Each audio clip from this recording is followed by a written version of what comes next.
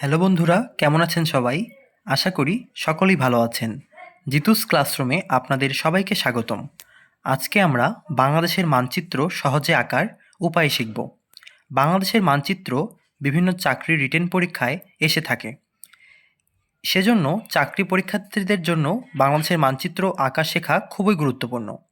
শুধু চাকরির পরীক্ষার্থী নয়, স্কুল কলেজের শিক্ষার্থীদের জন্য বাংলাদেশের মানচিত্র আঁকা শেখা খুবই গুরুত্বপূর্ণ। চলুন শেখা যাক। বন্ধুরা, আমাদের বাংলাদেশের মানচিত্র আর্ট করতে যাওয়ার আগে প্রথমে প্রস্থে কিছু একটা দৈর্ঘ্যের মাপ নিয়ে একটা স্কেল বরাবর দাগ টানতে হবে এবং দৈর্ঘ্যেও ঠিক একটি নির্দিষ্ট মাপ নিয়ে দাগ টানতে হবে। প্রথমে আমরা প্রস্থের মাপ নিব 5 ইঞ্চি এবং দৈর্ঘ্যের মাপ নিব 7 ইঞ্চি।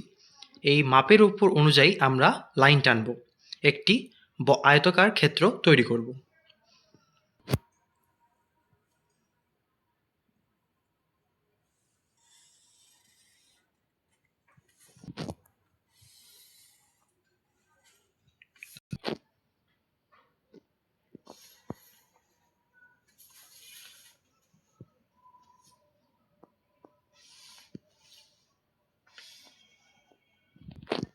তো বন্ধুরা, এখানে আমরা প্রস্থ বরাবর নিয়েছি 5 ইঞ্চি এবং দৈর্ঘ্য বরাবর নিয়েছি 7 ইঞ্চি। এখন আমরা প্রত্যেকটা 1 ইঞ্চি থেকে দাগ দিব। এই 5 ইঞ্চিকে 5 ভাগ করব এবং 7 ইঞ্চিকে 7 ভাগ করব।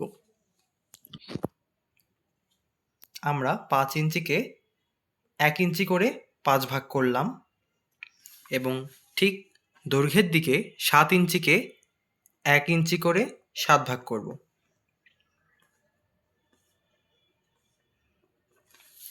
এখন প্রত্যেকটা দাগ আমরা 1 ইঞ্চি করে লম্বালম্বি করে টানব এবং আড়াআড়িভাবে টানব।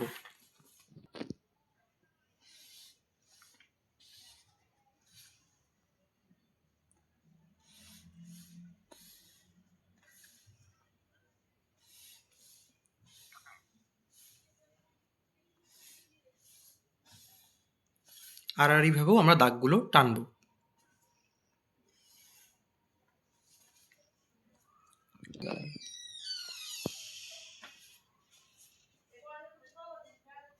আমরা এভাবে 5 ইঞ্চিকে 5 বার ভাগ করে 7 ইঞ্চিকে 7 বার ভাগ করে এরকম ছোট ছোট সেল বা ঘর তৈরি করলাম।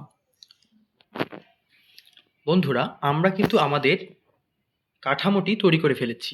এখন দেখুন, আমি আগের থেকেই বাংলাদেশের একটি মানচিত্র খাতায় এঁকে রেখেছিলাম। এটাকেই রেফারেন্স করে আমরা নতুন মানচিত্রটি এখানে আর্ট করব। তো দেখুন, আমাদের মানচিত্রের শুরুতে যেই পার্টটুকু রয়েছে, এই পার্টটুকু আমরা প্রথম এবং দ্বিতীয় ঘরের মাঝখানে স্থাপন করব। আপনার লক্ষ্য রাখুন, এখান থেকে আমরা শুরু করছি মানচিত্রটা আর্ট করা।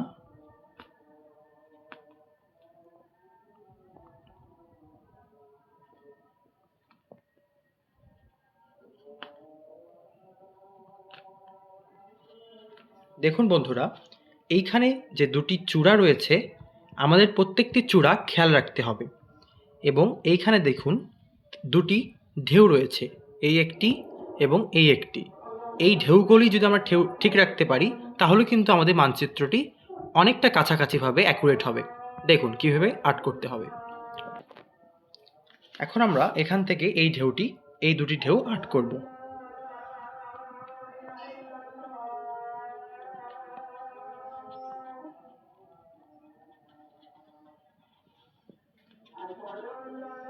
এই দুটি ঢেউ আর্ট করার পর আমরা ঠিক নিচের দিকে এটিকে নামিয়ে দেব এবং এই পাশ থেকে আমাদের সোজাসুজি লাইন ভাবে একটু আঁকাবাঁকা পথ দিয়ে আমাদের মানচিত্রের বর্ডারটি তৈরি করে ফেলব।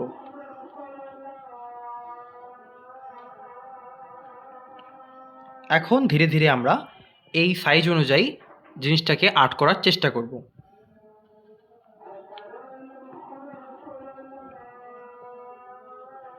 এবং পার্বত্য চট্টগ্রাম এলাকায় এসে আমাদের এখানে একটি ঢেউয়ের সৃষ্টি হবে এবং এই শেপটাকে আমরা এই শেষের ঘরগুলোতে স্থাপন করব।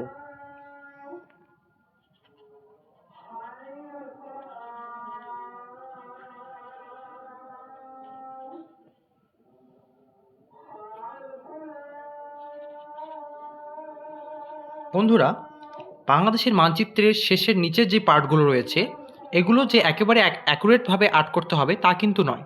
কারণ পরীক্ষার সময় আপনার এক্সামিনার দেখবে যে আপনার মানচিত্রটুকু হয়েছে কিনা। একদম অ্যাকুরেটভাবে কেউ আর্ট করতে পারবে না এবং অ্যাকুরেটভাবে তারা আপনার কাছ থেকে চাবেও না। জাস্ট আপনার শো আপটা যাতে ঠিক মতো হয়, যে বাংলাদেশের মানচিত্র যাতে বোঝা যায়, এটুকু করতে পারলেই যথেষ্ট। দেখুন,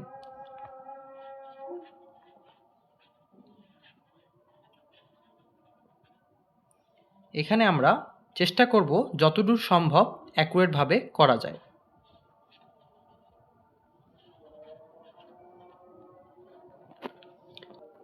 তো বন্ধুরা, নিচের দিকে আমাদের রয়েছে বঙ্গোপসাগর। এখন আমরা বিভাগগুলোকে চিহ্নিত করে দিই। যেমন এখান থেকে শুরু হয়ে গেল আমাদের এই পর্যন্ত রংপুর বিভাগ। তারপরে এই পাশ থেকে এই অংশটুকু পশ্চিমের দিকে রাজশাহী বিভাগ, মানচিত্রের উত্তরের দিকে। এবং এখানে সবচেয়ে ছোট আয়তনের দিক থেকে ময়মনসিংহ বিভাগ, পূর্বের দিকে রয়েছে সিলেট বিভাগ, মধ্যখানে রয়েছে ঢাকা বিভাগ, আমাদের দক্ষিণ পশ্চিম দিকে রয়েছে খুলনা বিভাগ, বরিশাল বিভাগ মধ্যখানে, এবং সবচেয়ে বড় বিভাগ চট্টগ্রাম বিভাগ।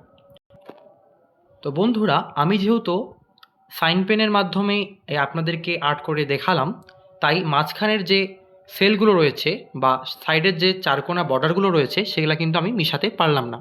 আপনারা যেহেতু পেন্সিল দিয়ে আর্ট করবেন, তাই পেন্সিল এবং রাবারের সাহায্যে আপনারা এই মানচিত্রটি বেশ সুন্দরভাবে আর্ট করতে পারবেন এবং বেশ কিছুবার প্র্যাকটিস করার পর আপনারা খুব সুন্দরভাবে আর্ট করতে পারবেন। তো ধন্যবাদ বন্ধুরা, সবার জন্যই শুভকামনা রইল। আমার সঙ্গেই থাকুন। ধন্যবাদ।